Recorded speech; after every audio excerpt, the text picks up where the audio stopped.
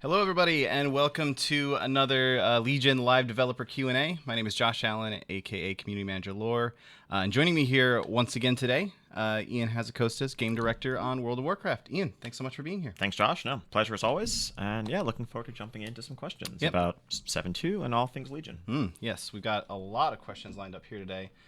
And I'm going to find my button so I can transition directly into talking about them. Here we go. First question from Draketh90, who asked, what was the reason behind making item level a huge part of the artifact challenges instead of using scaling like in time walking?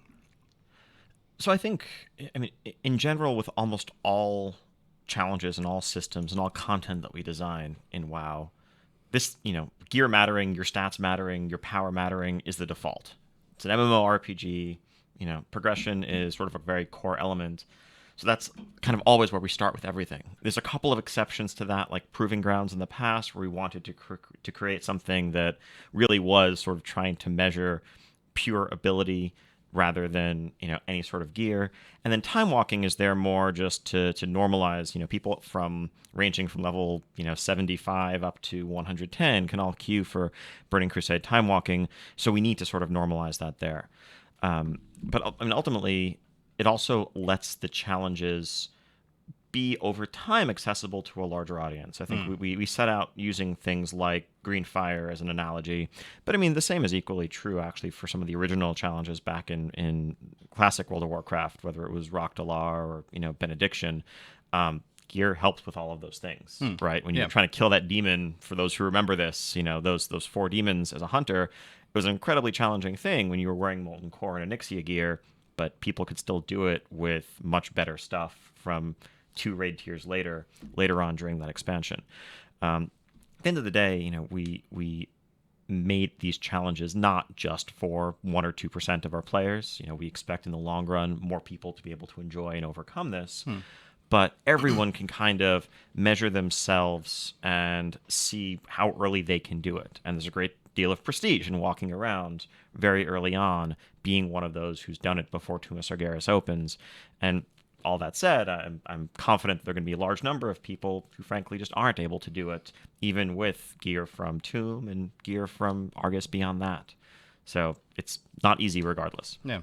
Yeah, it's sort of fun to compare it to the Warlock Greenfire quest chain. Like I remember when that came out in Mists, I got lucky. I got the tome drop on the first day and was able to go in there that night and get Greenfire. And I was like, yeah, I feel really good because I'm like kind of undergeared a little bit at the time, and it was great.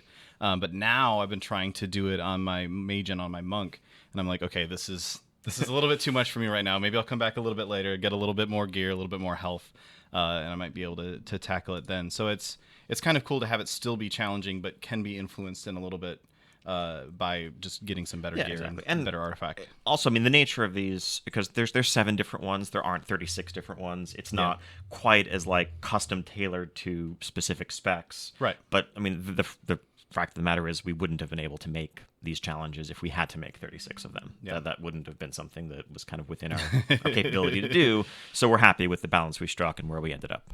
Cool. Next question here comes from Shockslayer, who asked, how satisfied were you with the rollout of Broken Isles Pathfinder in 7.2? Going forward with future expansions, do you plan to make any modifications? Honestly, overall, pretty satisfied. I feel like this is pretty much what we announced in mid-2015 when we were talking about Warlords flying, and this is the plan that we've carried through. I think in retrospect, and this probably will sound bad, I actually probably would have wanted to add 1 or 2 more light requirements to part 2, but there would have been things that you would have gotten along the way, like kill 10 rare elites on the Broken Isles, or donate to buildings 15 times, just to kind of give a little bit more heft to it. Once we removed the assaults requirement from the achievement, it felt a little bare bones. It was just like do part 1 plus get revered, and that was basically it. Wander around the broken shore for a couple minutes. And the reality is, revered is going to be, it was always the thing that was going to be the main goal. But yeah, ultimately, anyone who you see flying right now has done the outdoor content of Legion thus far. You've done tons of world quests, you've explored the world, you're very familiar with the world on the ground, and I think I think we all, having unlocked flying myself, we appreciate it more having gone through that experience and now really getting to cheat a little bit, Hmm. especially when you're doing those like the wind world quests or the sorry, not the like with the magic of flight rather. It's Yeah. like don't need your bubbles anymore. Sorry, Yeah. guy. I think you can actually fly through the like the wind ones right now too. But So. that does not surprise me. All right, let's move on. Next question comes from Anroka. You actually just mentioned invasions a second ago. Asked, will invasions be continuing through the rest of the expansion, or are they intended only for 7.2 and 7.25? I think it's not something we've explicitly considered. At this point, we don't have any plans to turn off assaults. I mean, even after theoretically, canonically, the way down the road, the threat of the Burning Legion has been dealt with. I mean, the outdoor world of our game is the outdoor world of our game, right? Even after you kill the Lich King, all the Scourge didn't suddenly vanish from Northrend. Right. It's content for people to do, and I don't really see any reason why we would want to turn it off. Yeah, I mean, Cenarius is still corrupted in the Emerald Nightmare. You do have to go back and save him every Poor week. Shondo. All right. Next question, also on Legion Invasions, from Brenier asking, are you thinking about increasing the frequency of Legion Invasions of the Broken Isles? The flip side, I think we're not either. We're not really thinking about changing it. They weren't intended. Taking a step back, unlike invasions in the 7.0 Legion pre-patch experience that were taking place in largely unvisited areas like Tanaris or Westfall or wherever, when an assault is active, it pretty much shuts down all the other world quests and overrides a lot of the basic spawning in some of our core zones. So for that reason, we never wanted them to be active for too long. And I think the cadence that we've settled on, where they're up for 6 hours, off for 12 and a half, so it kind of shifts throughout the day. Regardless of your play schedule, you'll see them here and there. When one is up, it feels like a noteworthy event, especially if it lines up with an emissary quest for that zone. That can be like a really efficient way of just, double dipping. And yeah, I think the structure has worked out well overall. The one problem that we recognized very quickly was, the initial achievement requirement for flying. That did not play harmoniously with this structure. That would have led to a lot of frustration. We didn't want you to feel like you were constantly chasing the Azuna one or like setting your alarm clock for 3 a.m. so you could do it. You should just play when you want to play. And, fairly often, 1/3 of the time, in fact, you'll see an assault active. Yeah, it's actually, like, thinking about it, it's a similar philosophy to why we don't leave time walking up all the time. In the case of time walking, it's the sort of thing where if it's up 100% of the time, either you always want to do time walking or you never want to do time walking, compared to doing like a Mythic Plus or something, or even just a regular heroic dungeon. So talking about world quests, it's the same general concept. If invasions are up all the time, then you never want to do normal world quests. Or you never can, realistically. Exactly. And then the point was to add variety, not to replace the old stuff with these handful of killing Legion ones. Cool. Let's move on. Next question comes from Trivia Cow, who says, Moo. Of course. Important first note. Will the building uptime be changed at all? I see the uptime going way down as people do less Broken Shore world quests now that they've obtained flying. So this is something we had anticipated. We actually haven't seen contribution rates region-wide across any of our regions really decline, which has been very cool to see.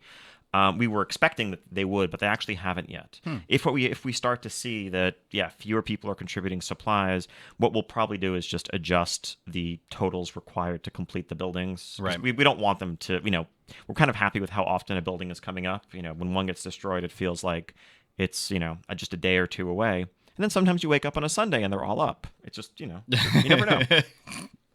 Yeah, and that's always completely intentional when that happens, It's too. not a bug at all. Yeah, definitely not. All right. And so that just another thing to mention on that, I guess, it's important to call out that we do have those hooks in place that we can adjust the rate at which these things are being built as necessary. Question from Melchior, who asked, what was the original plan when deciding to time gate 7.2, and do you feel that you have achieved this? I know that the word time followed by the word gate is your two favorite things right now. How do we feel about it? Mixed feelings, honestly.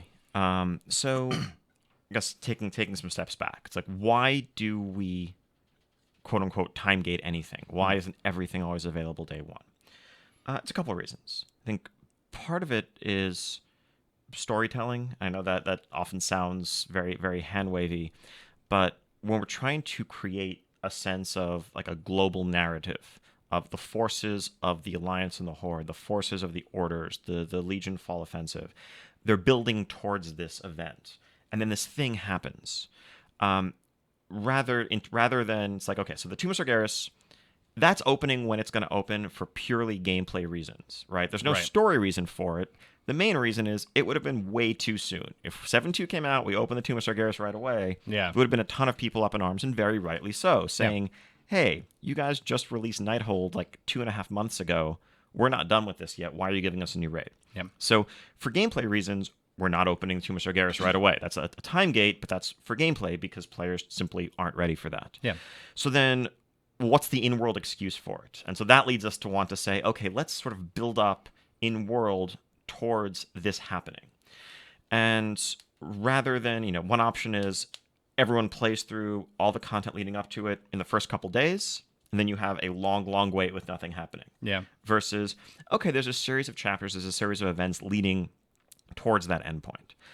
And so originally, when planning out the structure of the content for 7.2, we had actually broken up. We were alternating the weekly steps between something relatively meaty and something that was frankly just filler. Like, we know that when we give you a quest that's like, go kill 10 rare elites for the week, like, that's just a pacing step. It's just, you're going to get some rep for it, which is great for people who want to progress towards flying or towards, Exalted without doing tons and tons of world quests. But it's just, it's something to do. We know that's not like this exciting moment. We're aware of that when we're creating it. But the original content plan kind of alternated, like, okay, introduction to Broken Shore, you unlock your artifact. Then there's a pacing step. And then you unlock the dungeon and get sent to the dungeon. Then there's another pacing week. And then assaults. And then another pacing week. And then the class campaign. And so they were sort of staggered. What we realized relatively, late in PTR testing and through our own internal reviews was, as a good number of players rightly felt, upon first arriving at the Broken Shore, without all that stuff unlocked, the place could feel kind of empty. It wasn't totally clear, you could farm the Sentinex, you could kill rare elites. Other than that, what were you supposed to do? Yeah. And so that led to us front-loading a lot of that over the first few weeks. So in the first 3 weeks, you got the dungeon right away, you had the Sentinex right away, you had Assault starting week 2, you had the class campaign week 3, and then all the building stuff unlocked along, in that window as well. And that led to us, the remaining weekly chapters were kind of the things that were designed to be filler now end up being the entire sort of back end of the progression, with the epic class mount acquisition waiting at the end, which should be a pretty cool thing. All of that said, I mean, why do we end up in this situation? And that's something that that ultimately that rests on my shoulders. It's my job. I can take personal responsibility for not planning the content as well as we should have. I think that we made a lot of great content, but so much of it is there's 12 class campaigns, there's 12 class mount acquisitions, there's 7 artifact upgrade lines, as well as the challenges that follow them. And so that like times 12, times 7 factor, it served us well in a lot of ways with the initial Legion launch content, but it left the patch. Also, all the quest design resources, all the content design resources went into those things. Yeah. But a given player might only see 1/12 of that. So personally, it doesn't feel like there's much for you unless you're playing lots of different alts. And there was, a gap in terms of just core bread and butter story questing to do just as part of the zone itself. Yeah. That's something that we've definitely, learned from. I've definitely learned from, and that hopefully will not be repeated and hopefully will be improved upon in the future. And that kind of touches on this next question that we had here as well from Nil, who asked, 7.2 was described as one of the biggest patches in the history of the game. Against what measurement was that claim made? And from what you're saying here, like, it was one of the biggest patches in terms of like total stuff put in, but a lot of players are only going to see 1/12 of that, because if I only play a paladin, I'm not seeing the mage quest and the warlock quest and so on. I mean, and from a quest perspective, yes. The other features, whether it's the dungeon, brawls, assaults, Sure, is there for everybody.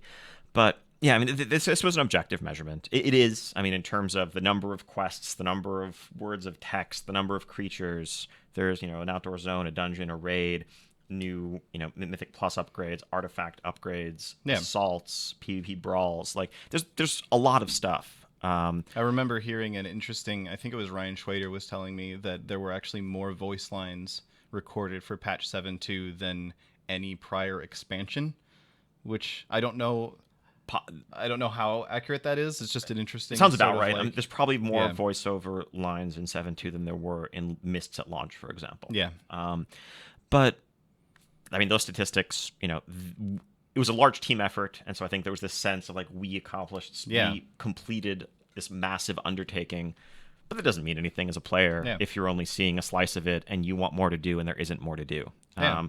So it definitely is a discussion that we've been following very attentively as the community has explored the patch and shared their thoughts and reactions to it. Love to hear in general what more you'd like to see, because I mean, frankly, concern is even if we had some of the more traditional like story elements tied to the zone, like Isle of Thunder style or whatever, that's probably just a few more hours of quest content. Is that really like is that it? Like, is that the missing piece? If there's that few hours of story stuff to do, now suddenly everything's good? Yeah. Probably not. So it's as we're trying to really deliver and working towards, I think, improving the content cadence and just the feeling that there's always a ton to do and a ton more coming down the pipe. I'd love to hear more from players about what they're looking for and kind of what their expectations are when there's a sort of big named patch coming up. Yeah. And one other sort of thing that I'm kind of wondering about this, well, I have two thoughts actually. One is a follow-up question that I want to ask you in just a second, so don't let me forget that I had a follow-up question, because I will. But the other thing was, a lot of times in previous big patches, much like what 7.2 has in terms of overall content, when you kind of get it all on day one, you end up with this feeling of being a little bit overwhelmed, which was why we went with some of the gating. But it also, I kind of think that maybe some of the, and I would be very, very interested to hear what everyone watching this is thinking on this topic as well. But I slightly wonder if some of that comes down to I didn't feel overwhelmed with content on day one, therefore there's less content in this patch. And so in some ways it may be us trying to improve the situation, because like when you feel overwhelmed on day one, then you don't end up doing all that content, and then it's kind of like, well, why did we make this content that then people didn't end up doing because they were overwhelmed doing everything else? Which was part of why the gating came into place. But yeah, there's some interesting sort of psychological things going on. Right, it's a good point. I mean, I think that's part of why we delayed assaults by a week, for example. Because I think the right thing for you to do as a player when you logged into 7.2 for the first time was go to Broken Shore and then do the stuff required to empower your artifact and unlock, Knowledge 26, unlock those traits. And initially, as we saw, on PTR, where the server was advanced a few weeks, the first thing you do when you log in, you might hit M and see this big Legion icon over a zone. And the more other things that are happening that are going on, the less clear it is what you should be doing first. Yeah. Right? You originally rolled up to Broken Shore and you got a quest to go to the dungeon. And so maybe you go to the dungeon, but now you haven't done the artifact thing. So all that said, we tried to tailor and make it more intuitive what path you should follow to sort of see the content unfold before you. But yeah, maybe there is something to just feeling like, wow, there's a ton to do. How am I going to do this all? Yeah. And there's also probably, like you kind of mentioned there, like a point of, we probably could have done a better job of communicating exactly how everything was going to work, how the content rollout was going to work as well, so that players didn't hear it's the biggest patch ever and log in on day one and go, but all I have is like a 2-hour quest chain, not knowing that there's a whole bunch more stuff coming. We probably just shouldn't have said it was the biggest patch. That's ever. also probably fair. So on that note, carried away. The other follow-up question I wanted to ask you, part of what we were talking about a minute ago is the class quest lines and all the class focused storylines sort of tying into 7.2, in that sort of splitting up the team's attention on, okay, we're focusing on really like 1/12 of the player base with this quest line and so on and so forth. Given the sort of class focus of the Legion storyline, at least up until now, is that something that we can expect to continue going forward through 7.3 and so on? I don't think so. Okay. Class is still a super important central theme of Legion. In a lot of ways, the armies of Legionfall represents the 12 class orders coming together. Okay. But we'll see what comes next. But I think that this may take on a more unified front, and we'll see when we get there. But I would not expect the times 12 type stuff. Okay, cool. Next question here from Dakeshi, who asked, any plans to do more raid testing in Tomb of Sargeras before the lease, particularly kill Jaden or bosses where the PTR was unstable? Yep, definitely. So I think we're actually probably going to be starting off taking another look at LFR, First Wing over the weekend. Yep. And then we should have a schedule coming up in the next couple of weeks where we go through mythic bosses, heroic bosses, with more of an eye towards numbers tuning. And it's great to get concurrency, get feedback and data for our class team as they start dialing things in, looking at set bonus balance, everything else along those lines. Yeah, it's interesting how raid testing is useful for more than just testing the raid. It's also very useful for testing, like, are our instance servers working properly, or are our classes all balanced well? It's one of the few things where a lot people play very differently on PTR for the most part. Yeah. When they're doing most things, because nothing's permanent, you don't care about rewards. But when you're testing a raid boss, even if you're not trying to kill it, you're trying to get farther in the fight. You're trying to see as much as you can. You're actually trying. So it makes that data some of the most valuable PTR data that we get across the board. Nice. And yeah, it's worth calling out as well. I believe we posted this on the forums yesterday, but we are going to be opening up the first wing of Tomb of Sargeras LFR on the PTR over the weekend. So definitely get in there and check that out if you'd like to do some testing. Here's a question from a Tyrin who asked, will the exalted requirement for class mounts be account-wide, or will each individual alt need exalted? So, no, the requirement will not be account-wide. Okay. But also each alt will not need exalted. We actually removed the requirement. So just best of both worlds. Originally the unlocking Trolled. it required exalted rep because we wanted to make it. The thinking was we wanted to make sure that as many people who cared a lot about flying as possible would get flying before they got their epic mount, because a lot of them are really made like they work best when flying, and we wanted you to have the experience of you get the mount and you can fly with it immediately. But seeing how the pacing has worked out, that there's no danger of that. So as soon as you complete the Legionfall campaign, you can unlock that little quest that will lead you to getting your mount, and that's that. And it's also obviously much more alt friendly to not have to worry about getting exalted on multiple characters. Nice. So no reputation requirement for class mounts. There is no reputation requirement. It's just going to be completing the class campaign. Exactly. And the Legionfall. Once you complete the the weekly steps of the Legionfall campaign, the finale of that for your class is the class mount unlock. That's cool. That makes a lot of sense. And I think it's worth, because we were talking about this the other day. I wasn't entirely surprised. I was acting a little bit just a moment ago. But we were talking about this the other day. And I think one of the, I say the other day as though this has been a decision we've been kicking around for like weeks. It's not. Yeah. But what was I going to say now? My brain is just absolutely scattered today. I have no idea. I apologize. One of the things to sort of call out this, we've talked about this in a lot of these Q&As previously as well, is oftentimes we will put something out with a more stringent requirement. Like we'll lean towards the difficult end because it's easier to pull the difficulty down on something, or the time investment down on something, than it is to push it up. Exactly. That's true for everything. I mean, that's true for tuning of everything from artifact challenges to raids as well, right? It's always more straightforward to make things accessible. Yeah. Next question from Matu Mikey on Twitter, who asked, it's time to dispel all the rumors. Mass dispel the rumors. When does the Tomb of Sargeras raid release? I'm actually curious what all these rumors are now. Probably in around a couple of months, mid to late June. Okay. We don't have an exact date. I think as that gets a bit closer, probably sometime in May, we'll post the full unlock schedule, since we know people want to plan around it.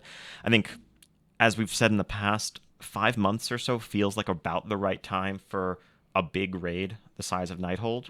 And that's kind of the cadence we've been aiming at, and I think we still feel that way. So, yeah. Yeah, just looking at how players are currently progressing, we're expecting it to end up in about mid to late June, like you said. Mm-hmm. Cool.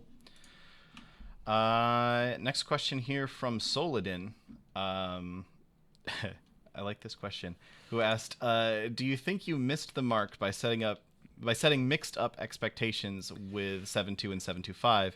IMO 7.2 should have been a systems patch called March of the Legion Fall, while 7.2.5 is Tomb of Sargeras with the trailer. Yeah, I mean, I feel like we probably covered We've a lot hit of a my bunch of thoughts this on already. this, kind of just Yeah. talking about how 7.2 played out. No, I don't think we missed the mark there. I mean, I think 7.2, it is what was announced at BlizzCon in November. You know, if you go back and look at the slide, it's a patch with a zone, a dungeon, and a raid, and artifact upgrades, and challenges, and PvP brawls, and assaults, and that's a big patch. That's not a systems patch. 7.2.5 is, you know, micro holidays and time walking raid and some new legendaries coming. Like, they're very different patches in that regard. So I know I think we're happy with at least how the labeling of and naming of the patches worked out. Yeah, we have been talking a lot about, because we have seen a lot of feedback, I guess, from players who are like, wait, the patch is called Tomb of Sargeras, but Tomb of Sargeras, the raid doesn't actually open until later. So that's something we have been talking about. But yeah, 7.2 definitely, like, it was the beginning of the storyline of the Tomb of Sargeras at the very minimum. So moving on, question from Nakes, who asked, how will Mythic Plus work once Tomb of Sargeras releases? Will loot simply improve to plus 15, or do you have other plans?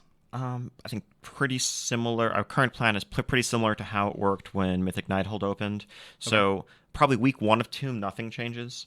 When the second week, when Mythic Tomb becomes accessible, the Mythic Keystone loot cap would go all the way up to probably Mythic 15, where your end of run loot is comparable to Heroic Tomb, and your weekly chest loot is comparable to Mythic Tomb. And that's around the same time the item level cap would go up on, you know, how high things can go, and all of that will happen during those couple of weeks. So Cool. It felt pretty good last time. Yeah. Should be similar this time. Sweet. Question here from Penny Rush. This has been a popular question, asking, are you aware of the lag/latency problems with CRZ, and are they on your radar to fix? So having had many discussions about them lately, yes, they're very much on our radar to fix. We are acutely aware. Yeah. So yes, this is a relatively new phenomenon. In Legion, we introduced what we've referred to a couple times as sharding tech. It basically, you know, lets us load balance, you know, different servers and different versions of zones. It's what let the Legion launch be smooth. Yeah. It's something that we started working on immediately after Warlords, where we saw servers melting with you know, 500 players gathered in Bladespire and Frostfire Ridge or something, and the servers just couldn't keep up. R.I.P. Master Surveyor. Exactly. But what we're seeing is actually there are some add-ons recently that cause and encourage behaviors that are not playing very well with this tech. We try to load balance, we try to population balance. At the same time, we also really want to minimize. We never want to break up groups, right? Yeah. We never want people to be in a group with each other and not be able to see each other because they're in different versions of the zone. That feels completely broken. We want to minimize the number of times that you kind of server change or move from one shard to another. It used to be an expansion or two ago, if you're in a cross-server group, and as the group's forming, almost every time someone would join, like you're making a world boss group, you'd be bouncing around like crazy. You'd see the world phasing around you. We don't like doing that. It feels jarring and broken. So our preference is to keep you in one spot. It's frustrating also, like if you're about to pull this raid boss and you say, let's bring in another tank, and then the raid boss despawns. Exactly. Problem is, I think, increasingly when you have automated add-ons that are making and joining groups, what it has the effect of basically those serve as magnets that pull people to those servers, and we have a preference against moving them again because we just moved you once to come here, and so that leads to overloading a lot of our zones. We're working on it, actively discussing the best solves, but it's obviously not an acceptable experience. Regardless of what caused it, someone just arrives at Broken Shore and finds that, you know, they have 3-second cast lag on their spells. That's not okay. Actually Broken Shore, Never heard that one before. It's very clever. I'm sure that's the first time Did you come up with that now? I did, yes. That was completely me, and definitely not based on reading Twitter over the past 24 hours, gathering questions. So moving on, before I get fired. Next question here from Corcall, who asked, it was recently discussed that we would hear about heirloom upgrades to 110 not long after 7.2. With 7.2.5 now on the PTR, there hasn't been any updates on this topic. Are they planned for 7.2.5 or later still? Yep, still planned for 7.2.5. There was a little bit of just back-end engineering support required to let the heirlooms scale up another tier to 110. So the work hasn't been seen on PTR yet, but in an upcoming build, you should see it. Sweet. Well, that was an easy one. Let's move on. Next Yeah. question from Craneth, who asked, with a good number of the more active players obtaining all legendaries for their main spec, are there plans to address how to obtain legendaries for off specs without having to shuffle your loot spec around constantly? So this is still a very small minority of people who are in this group. This is a very first world sort of problem. But that said, yes, we actually are planning in 725. Our goal is to have it work such that if you are a spec and you have all the legendaries for that spec, when a legendary would drop, it will randomly drop an off-spec legendary for you. So if you're a Ret Paladin and you have all the Ret legendaries, you'll either get a Holy or Prot one. Now, obviously, if you want to target a specific spec, then yes, you'll have to set your loot spec. But this should, let people feel like they can start working on off-specs and get the legendaries for those without having to worry about micromanaging their loot spec. Okay, cool. And the per spec drop chance change that happened in 7.2 is going to help with this as well. So if you Nope, not at all. I'm confused. I mean, so that change, all that did was it meant that legendaries that didn't work for your spec Right. Yeah. didn't count against you. Yeah. Someone who has all the Ret legendaries, by definition, also has like Sephuz and Pridaz and Agrimar Stride and so forth, which means that they have multiple functional legendaries for all their specs. So it's just a flat chance. The point I was gonna make was just that if you are, say you're a Brewmaster main, you have all the Brewmaster legendaries, and you're like, okay, I'd like to start collecting Mistweaver legendaries, but you're still in Brewmaster loot spec, and in 7.2.5 you get assigned a Windwalker specific legendary that hasn't really lowered your chance to get a Mistweaver legendary later on. That is true, though. It won't affect. Anyway, yes, that's true. It won't lower it, but basically, there was a point in there somewhere, but I lost it. It's the system is pretty flat at this point. Yeah. If people who do a variety of activities of content, you're getting legendaries at a steady pace. We're pretty happy with legendary acquisition rates these days. I think we've moved pretty far from the early days where it felt like they were just an eternity between the drops. Yeah. So yeah. Okay. Cool. Apparently, I don't know how legendaries work, but that's fine. It's okay. No one does. We designed a really complex system, and I'm also having a something really else rough we learned day. lessons from. I'm sorry. This is an interesting one. Anyway, question here from Duskbringer, who asked, "Can we please, in the future during Legion, get a 12-part class Q&A session?" Okay, so this is something that we've definitely talked about a lot, and we get this sort of question all the time, usually immediately after or during one of these Q&As, because we tend to stay kind of away from class questions a little bit, and there's a lot of reasons for that. I figure we can do like 90-second lightning Q&A, 90 seconds per spec. It'll be the best hour. Yeah. No, I think ultimately, inherently, when we're focusing on one spec or one class, we're answering a question that's by definition irrelevant to the other 11/12ths of our audience. Now, some people may feel the same way whenever we talk about raids or whatever, but it's a much larger percentage there. Yeah. That said, we do want to get this information out there. It's more a question of figuring out the right format.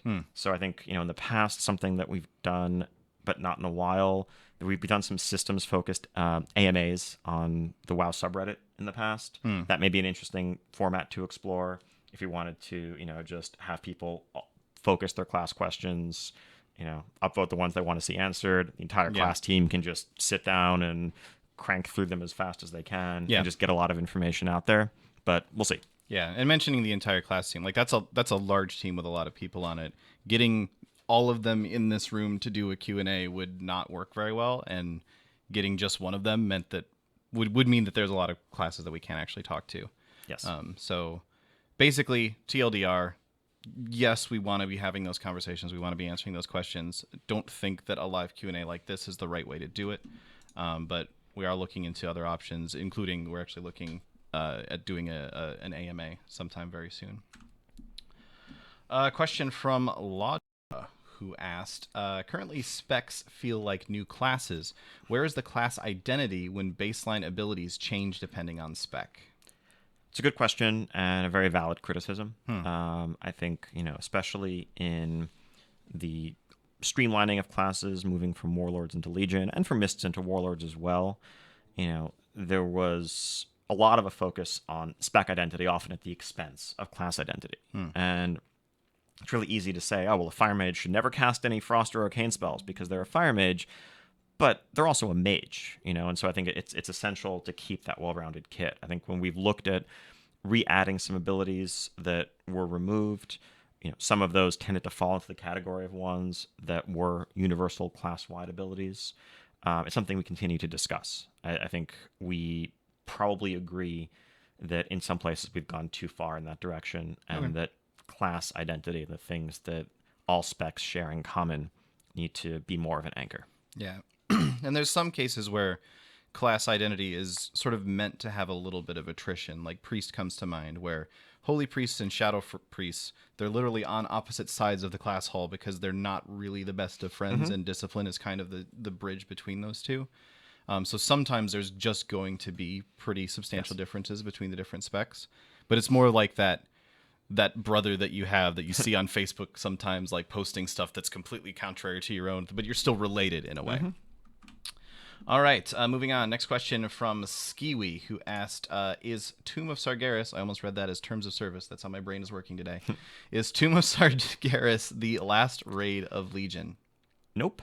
We are actively working on another raid. As we've mentioned, patch 7.3 is going to be taking us to Argus. There will be a raid zone there. Sweet. Lots more to talk about there in the future. Yeah. But no spoilers. Too soon. But spoilers. There's going to be another raid.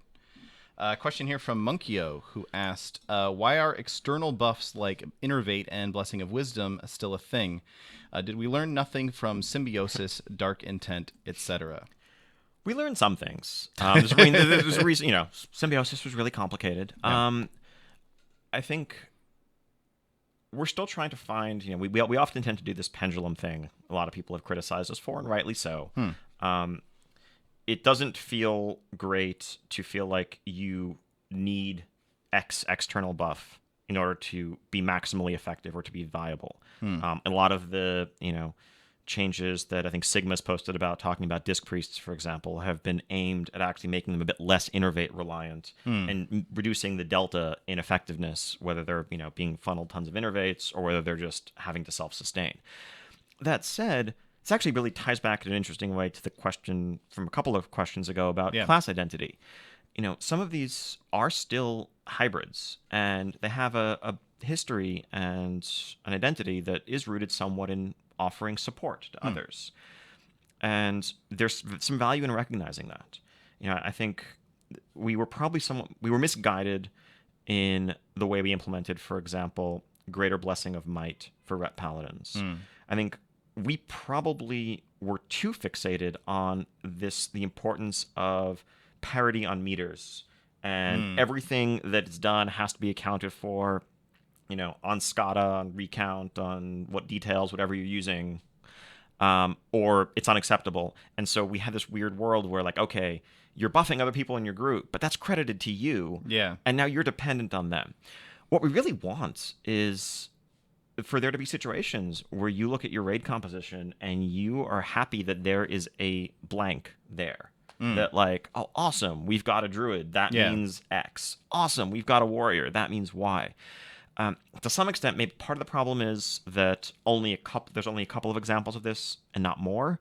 But if anything, I'd rather push a little bit back into that broader space where there are some more interdependencies and you do feel more cooperative. And, yes, sometimes that complicates your life from an individual performance perspective. If the thing that makes you happiest in life is having higher HPS than the other healer in your raid, then sorry, that may not be the best thing for you. But if your goal is working as a cooperative team and maximizing your effectiveness, then there's a lot of merit to those synergies. And it also, means it gives players a chance to contribute something that isn't necessarily just down to their raw throughput, their raw ability. I think the game often can seem very one-dimensional when everything is crystallized as a number. As this is my DPS, this is my HPS. But if we'd like there to be more ways for people to be valuable and feel like they're providing something to a group through their presence, even if they're not necessarily like the optimal perfect player in the world. Obviously, a Mythic raid group or whatever, you still have very high standards. But when you're looking to fill a pickup group, Yeah. it would be awesome, I think, to look at your composition and Yeah. say, we're missing this class. Let's look for a blank instead of let's just take the highest eye level person that applies. Who cares what their class is? Yeah, like seeing, ooh, a rep paladin applied. Let's pick them up. Exactly. Yeah. And yes, I know some people are going to say, what happened to, bring the player, not the class? And I think the answer is that in a lot of ways we've gone too far in pursuit of that. Bring the player, not the class was a response to the ridiculous buff matrix era of Sunwell. Yeah. Like, that was literally 10 years ago. Yeah. Like, you need like 5 holy priests for Fell Mist. You need or like that, or more specifically, like, you can't be viable as a melee DPS if you don't have an enhancement shaman in your group and a warrior giving you battle shout. Yeah. And so it's like, hey, there's a great player who wants to join. Sorry, there's no room for them in the melee group. They can't contribute. That was a terrible place to be, but that was like literally almost 10 years ago. Yeah. Now we're in this world where, I think all else being equal, we'd rather you want to take a slightly less geared warlock versus your third hunter or your third mage, right? It's like if you have more of one thing and none of another, a well-rounded group should always be the best one. Okay, cool. Yeah, there's a lot to think about and unpack there, but we have a bunch more questions, so let's go ahead and move on. Question from Action Hank, who says, will we be allowed to redo the Mage Tower challenges once we finish them in the future? Some of them are quite entertaining. And I've actually seen a lot of people requesting this recently. First thing I would say is, how dare you? I still haven't completed mine. But secondly, once I actually do complete mine, am I going to be able to go back and do it again? We'd like to make that happen, yeah. Okay. I think it's just a matter of figuring out the right hooks. It wasn't originally designed to be a repeatable thing, but we'd love to be able to have it work where when the tower's up, you can just go talk to the NPC in front and repeat any of the challenges that you've completed just for fun. Okay, cool. I'm still mad at the God Queen, so I want to go punch her again. Question from FB Relow, who asked, Mythic Plus dungeons added with 7.2 are considerably harder than the old dungeons, as shown by rankings. Any balance changes planned? I mean, we've made a lot. We nerfed Cathedral like 7 times. At this point, we are keeping a close eye on statistics in terms of completion rates, completion times, how often 2-chesting is happening, 3-chesting, etc. Things are generally actually in a pretty good space right now, as far as we're seeing. That said, anytime we introduce a new dungeon, this is kind of a new quirk as a result of how our dungeons are structured. In the past, when we introduced a new dungeon, it kind of replaced the old dungeons. You only ran the new Wrath dungeons when they came out because they had way better gear, and you didn't care about Halls of Stone anymore. Whereas now you're running them on even footing, and you've had months practicing and learning the ins and outs of the pulls and the mechanics and the pitfalls of all the old dungeons. So even if in the long run the new ones are tuned at an identical level, you're running them with people who might have only done it 2 or 3 times, if that, who haven't, just learned all those tricks. And so we're always going to see some lower success rates. But we think that's something that will even out over time, and that's the trend that we've been seeing, in the last couple of weeks. Yeah, like thinking back to my last few runs through Cathedral, when we're struggling, it's usually because like the DPS don't realize that they need to kill the plants on I forget the name of the boss, the treant boss, or the tank doesn't realize how he's supposed to use the shield to defend Illidan in the last thing. Exactly. So whereas if you've cleared the deck of Mauve Souls a zillion times, everyone just kind of knows like you have to interrupt that AoE fear because you probably learned that lesson from wiping to pulling the whole deck in the past. Next question, similarly related to Mythic Plus, asks, are you happy with the performance of new sets of affixes, especially Grievous, which seems to be really hard for some healers? That question came in from Bulkers on Twitter. Actually, overall, quite happy. I think difficulty-wise, the stats that we see suggest that they're comparable to the other affixes. Again, there's a little bit of a learning curve with people dealing with, fell explosives for the first time or whatever.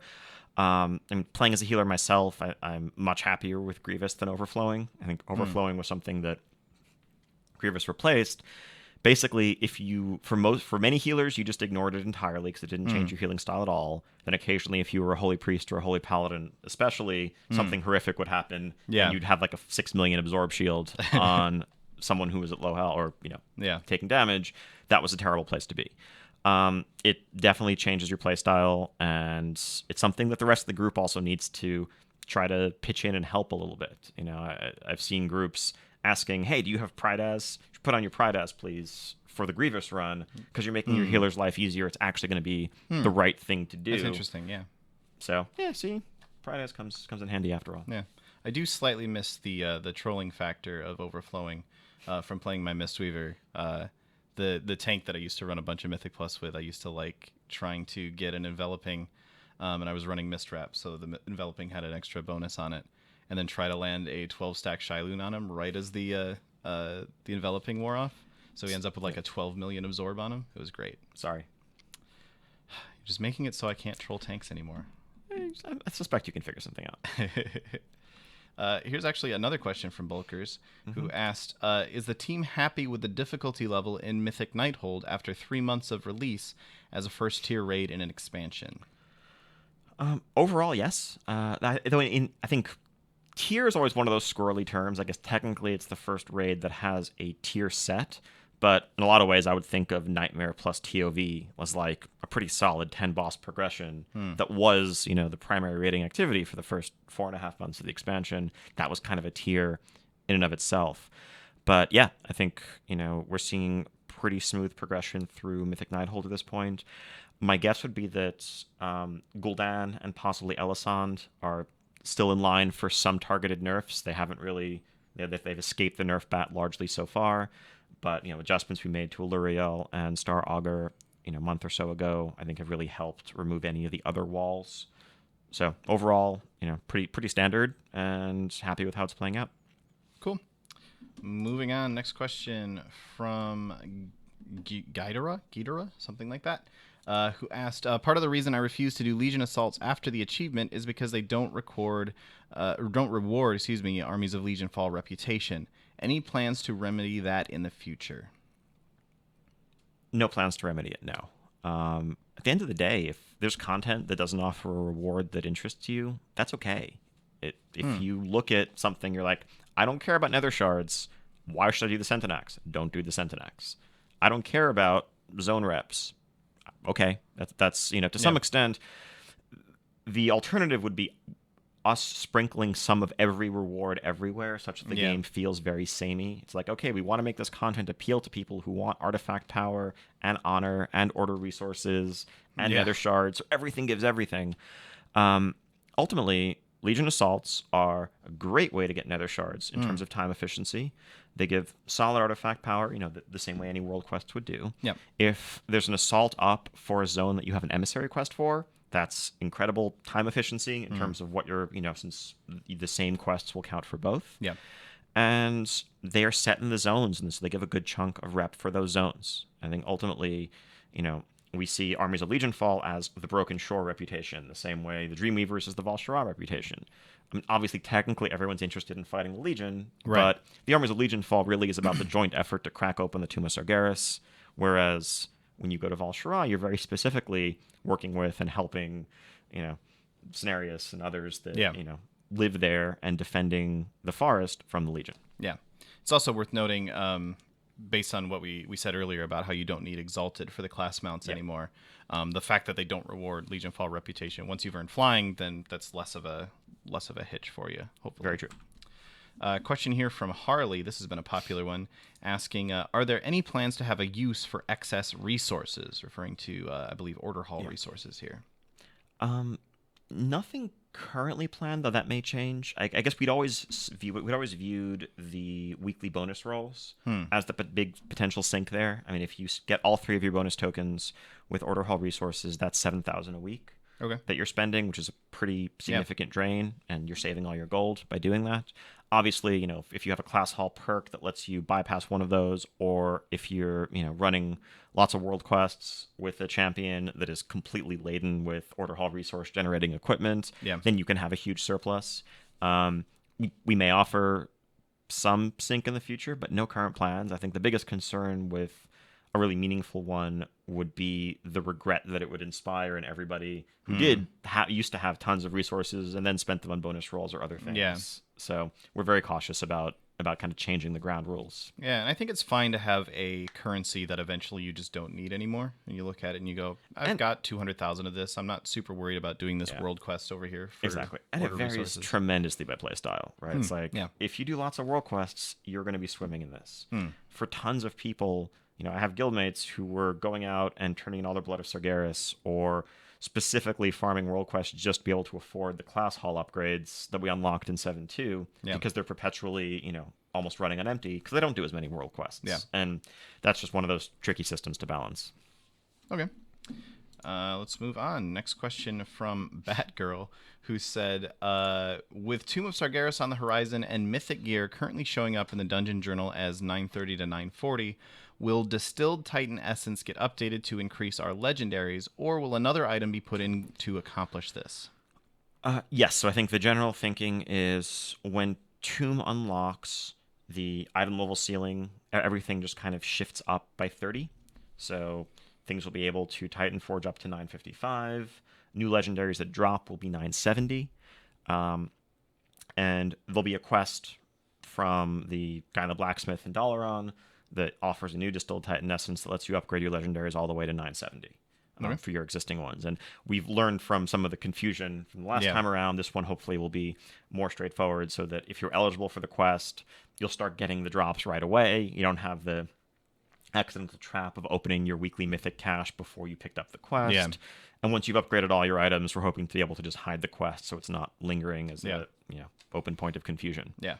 So I guess just to put another nail in the coffin of the Distilled Titan Essence, you don't need them. If all of your legendaries are already upgraded, there's no reason to keep collecting And if those. you still and if you have any unupgraded legendaries for some reason, if you have a character that you haven't played in a while, the new one will take you straight from 910 to 970. Okay. Right? It's not an incremental thing. It's the new one just sets your legendary to 970 when you apply it. Okay. Great. Question here from Blood Guzzler. That's kind of gross. Question is the Black Temple Time Walking raid tied to the Burning Crusade Time Walking Week event, or something that is constantly available? It is tied to the Burning Crusade Time Walking Week event. So when it's BC Time Walking, you'll be able to do Black Temple Time Walking. In the future, and this is probably going to be something that takes a while for us to roll out, the way Time Walking itself is something we've expanded gradually over the course of the last couple of years now. I'd love to be able to get to a place where every Time Walking week has a raid associated with it. So, fun topic for discussion. What raid would you like to see as the Time Walking raid for, let's say, Wrath or Kata or Mists? Wrath, I would like Time Walking Trial of the Crusader. Yeah, no trash. Best raid ever. Yeah. Mists, I would like Time Walking the first wing of Siege of Argrimmar. Okay. And Cataclysm, I would like Time Walking Cataclysm. I don't know. Barrett Hold. That one fell apart at the end. Barrett Hold, yes, there we go. Excellent. Question from Kimi Roa, who asked, the Paragon Emissary chests have rather underwhelming rewards compared to normal Emissary chests. Yeah. Can these be updated to drop bloods, AP, etc.? That is very fair and valid feedback. Obviously, they have the chance to drop some, unique mounts and things like that. But for the most part, you're not seeing those. Those are, they're deliberately rare by design.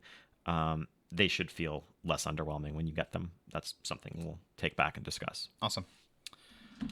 Moving on, next question from Locky, who asked, as an Affliction Warlock for the new Artifact Challenge, was it intended to be a DPS race and the cripple ability of our Doomguard to only last 4 seconds instead of its full duration of 30? And I've actually seen a lot of different classes asking similar questions about the crowd control effects actually working differently on the Artifact Challenges. Yeah, so I guess there was no specific change to cripple intended. It's more... There's a rule set that we use for some creatures where we have them use PvP-style diminishing returns and durations on various CC effects. Because the reason why we do this is we actually want to let you use more of your crowd control abilities, but with some limit, right? Like by default, a dungeon boss or a regular boss, you wouldn't be able to just fear it as a warlock or, just stun it or whatever else. We restrict those things. This is a philosophy that dates back to Mists of Pandaria scenarios. In this type of gameplay that's not, the tank healer DPS dungeon raid gameplay, we want to let you use all of your utility where possible. But yeah, if you could just infinitely chain fear something, let's say, it would be trivial. Right? It wouldn't use its abilities at all. So we tend to use both DR and durations. And it just so happens to be that as part of this rule set, Cripple's PvP duration is only 4 seconds. This is something we took a look at. We saw a lot of initial feedback saying, well, this is BS. You need the legendary corruption ring if you want to do this as an affliction lock. And we were starting to look at some custom override for Cripple to fix that, when within the next day or two, there were tons of videos and guides coming out from affliction locks saying, hey, this is how you do it without the ring. There's various other methods that you can make use of. So that actually felt like it was left it in a pretty good place overall. We were seeing the success rates on the Affliction Lock Challenge being comparable to most of the other classes, most of the other specs, and seeing people with and without the Legendary Ring ultimately in the long run having equal success. And it's kind of cool that as in many of these challenges, having some legendaries can open up different strategies as long as it's not a binary thing where you win if you have it and lose if you don't. In terms of DPS race, I think most of them, probably arguably the Silgrin one felt more like a survival test than not a DPS race, but most of the other DPS challenges have a DPS element to them because that's just a core part of your role, right? Yeah. The faster you can win before you get overwhelmed by mechanics, the better. Okay. Cool. I got time for a couple more questions here. Let's see. There's one from Kellorian, who asked, will the Horde side now get an update on what's happening on their side? Sylvanas / Blightcaller, Jen / Crowley, maybe some Vol'jin / Darkspear. Vol'jin's dead. What's their update? I don't know. Sorry. Can we get a Vol'jin status update? Still dead. Spirit of Vol'jin. Official update, still dead. Yeah, definitely. I think that's something that we want to revisit. But this, we tell stories in a way that makes sense for the rest of the narrative. And where we are right now on Broken Shore, this felt like the right time to kind of bring a conclusion to the Anduin Varian arc. Anduin returning to the site of his father's death, and that felt impactful. I'm confident that there will be other opportunities where we'll delve more deeply into the Horde side of things. I think it's ultimately more effective to do it when it feels best and works best for the story than to try to force some sort of symmetry where anytime we tell some story for the Alliance, we have to tell a story for Horde or vice versa. So it gets a little bit too predictable at that point too. Like something bad just happened to the Alliance, so now something bad's going to happen to the Horde. That would feel weird. Right. And the flip side is like actually, going back to the initial Broken Shore experience, the Horde did have an extra cinematic and the extra conclusion of Vol'jin's funeral and Sylvanas ascending to the role of War Chief with no direct analog on the Alliance side after, obviously the impactful moment of Varian's death. Yeah. Cool. Had to go find all the pieces of Varian to put together the... Brutal. All right. I think this is going to be our last question. It comes from Sylvana, who asked, will we ever be able to use weapon illusions on our artifact weapon / appearances? No. Okay. Unless something significant changes. So this, again, not because we hate fun, this was an artistic direction decision made really early on in the creation of artifacts.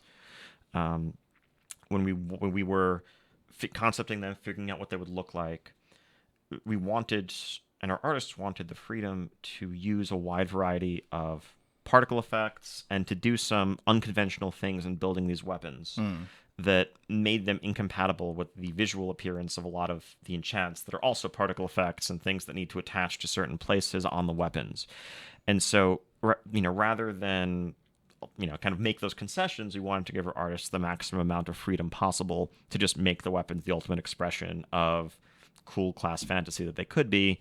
And so we went down a road that kind of precludes attaching standard weapon enchant visuals to most of these. So that's not likely to change. Okay. But you won't be using the artifacts forever. And That's true. there's, and of course you can always transmog your artifact Yeah. to something else. Yeah, that makes sense. Like if you're gonna have an already a pretty cool like swirly effect on the artifact itself, it would be weird for that swirly effect to also be glowing. And I mean, to be fair, there's a lot of weirdness that we let you do with transmog elsewhere, true. right? This Yeah. was more just a somewhat technical limitation based on a decision made pretty early on. Okay, cool. Well, that is all the time that we had for today. So thank you so much, Ian, for coming on and answering these Yeah, questions. it's been great as always. Great questions. Awesome. And thanks so much, everybody, for tuning in. Hopefully I can get my brain sorted out so I can get through the rest of my day without any more extreme awkwardness. That would be great. Next month sometime we are going to be looking into doing a Q&A that's specifically focused on 7.2.5 and the new content and such that's coming in patch 7.2.5. So keep an eye out for an announcement on that. But until next time, thanks again, and we'll see you later. Sounds good. Take care.